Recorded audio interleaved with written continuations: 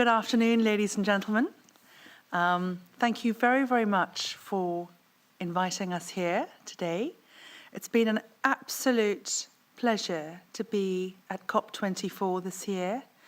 And we've come through because we are not an NGO. We are a small education company based in the United Kingdom. And we have joined forces with the eduCCate Learn team. We met Mr. Angus Mackay from eduCCate Learn a few months ago, and we were talking about an initiative that they had put together where the children in wealthy areas, sort of Northern Hemisphere, Swiss schools, were communicating with children in Ivory Coast, Malawi. And it was very interesting. He was explaining that the children in the Northern Hemisphere were complaining to say that climate change was affecting their ability to go skiing, whereas the children in Ivory Coast, Malawi, were saying, hang on a minute, we're having electricity blackouts, there are no more fish left in our lakes and our rivers, and we've lost most of our forests, and it's very, very difficult for us to learn. So we were discussing how, with our business in the UK, we created initially a handwriting scheme, which Hannah Jane was our presenter. She started filming these handwriting lessons from the age of 4 years old, and she's filmed hundreds of lessons, and she teaches hundreds and thousands of children how to write throughout the United Kingdom every 30 minutes of the school day. Because we found that children teach children. It's far easier and far better for children to communicate a lesson or an instruction to another child. It's that peer-to-peer learning which is so important. So we had a chat with Angus and we said, why don't we try this with a project with eduCCate Learn? And it grew exponentially from there. And what we thought about with Angus and his team, with Daniela and Christina and Lukasz, we came up with a concept of having one climate change teacher in every school. And the reason we thought that this would be effective is because we needed to have an adult supervising climate change education in every primary, secondary school, further education, higher education, throughout the UK and ultimately throughout the world. So we've been very, very lucky. This has all moved very super rapidly. And the YPO, our Yorkshire Purchase Organisation, they are a not-for-profit organisation in the United Kingdom, and they are a resources reseller. And we had a chat with them, and they have agreed to launch this initiative to 80 schools in the United Kingdom in January. Those will be our trial schools. And then we have a platform with these children, so it's Tyler and Hannah Jane and Phoebe are going to be delivering climate change lessons to children based on the school curriculum throughout the school day. So any teacher in any school, whether it be primary or secondary school, will be able to access those lessons whenever they want to.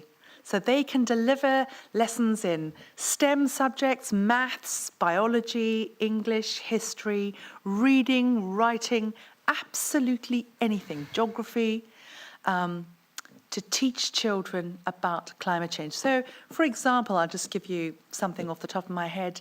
If we were delivering a GCSE lesson to a pupil, so we're talking about a child who's about 15, 16 years old, they would be doing ratios and percentages. So our lesson that Phoebe would be delivering would be talking about diminishing landmass and how climate change is affecting that using ratios and percentages. But there'll be reading lessons. We've met some amazing teachers and lecturers throughout the United Kingdom who are putting forward phenomenal ideas and lesson plan ideas so that we can go from early years, which is our 4 to 5-year-old children, to Key Stage 1, which is our 5 to sort of 10-year-old, Key Stage 2, 10 to 12, right up secondary and further education and higher education. And we're going to start with just 50 lessons. Now, we are hoping that by September 2019, we should have a coverage of every school throughout the United Kingdom. We are looking to get into more than 32,000 schools in the United Kingdom alone by September 2019. And our plan is to scale up to 51 countries in 2020. So our youth ambassadors will be traveling around the world, meeting all these interesting children, visiting schools, participating schools, speaking to children from around the world to find out how climate change is affecting them, finding out more about initiatives that they themselves are running and devising, and how we can change our world. Now that is going to become an online and a TV series. And the reason it's going to be an online series is because young children, not like me, I'm an old dinosaur. I like to watch TV, I admit, young children, everything is online. So we're hoping to have a 5-minute slot online every week following these 3 ambassadors for climate change learning around the world as they visit other children, other countries, other initiatives to see how we can change and facilitate change very, very quickly and efficiently. So Hannah Jane is a consummate professional TV presenter already in her own right by doing these hundreds of handwriting lessons. And we know that children, the frequency of a child communicating with children is far more effective than a boring old adult like me droning on, because I can see most of you in this auditorium are already snoring and fast asleep, which is a bit sad.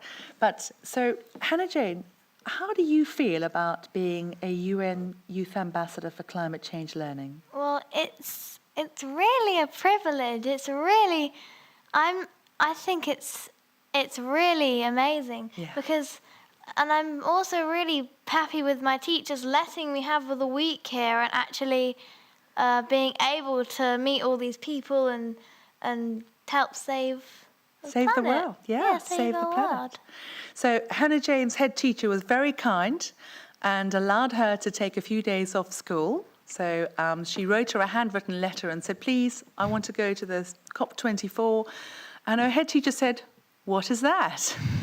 And we thought, well, that's a bit sad, because every head teacher around the world should know that there is an event like this. You know, we've seen there are 28,000 people a day coming through these doors.